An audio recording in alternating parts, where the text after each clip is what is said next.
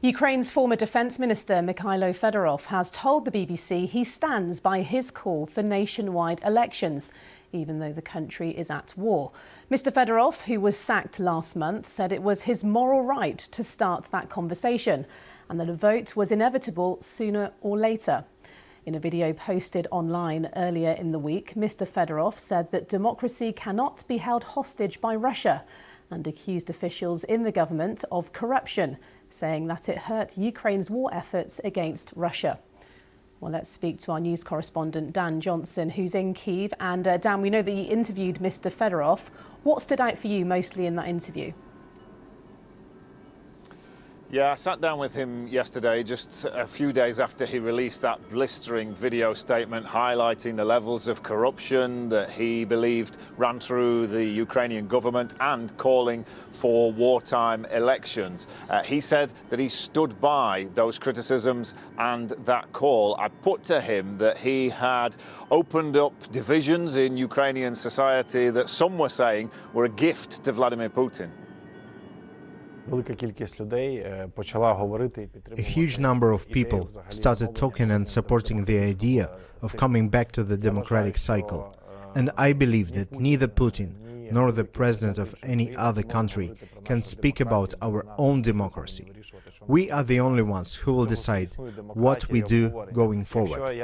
That's what democracy is all about. If I cannot share my ideas and be open about them, then what are we fighting for? You really believe an election would be in the interests of Ukraine and not in your personal interests? It's definitely in my vested interest, because I want this war to be over and Ukraine to become a successful country. So yeah, this is in my interest for sure. But of course, it's also in the interest of all Ukrainians.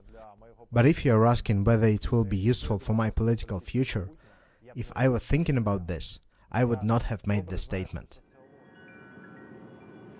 He still stopped short of directly criticizing President Zelensky, and he wouldn't be drawn on whether he thought the president could actually win an election if it were to be held. Mr.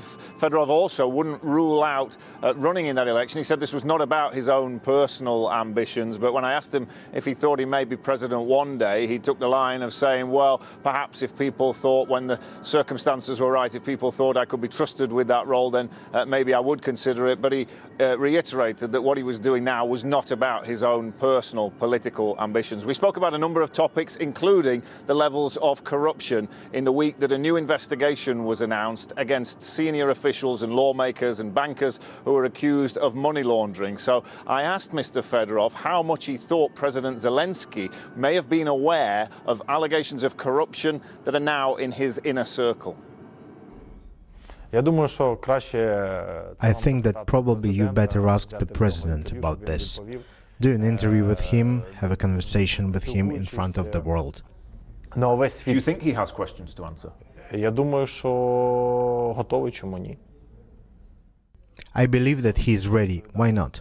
That's his responsibility to explain whether he was aware of all that or not. I don't want to make any assumptions. Do you think he may be a corrupt politician? Look, in all the time that I worked with him, not a single time I received from him any task that would go against the law. I can talk only about my personal experience.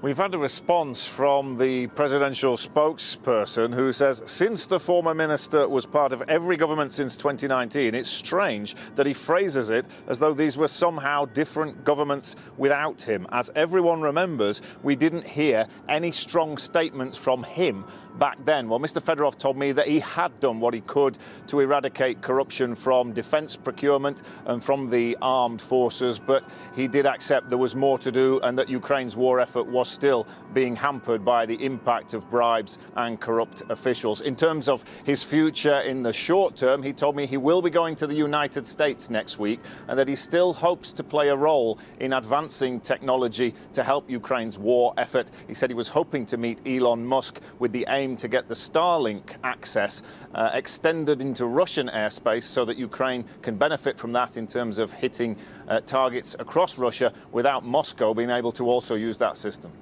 Dan Johnson in Kyiv, thank you.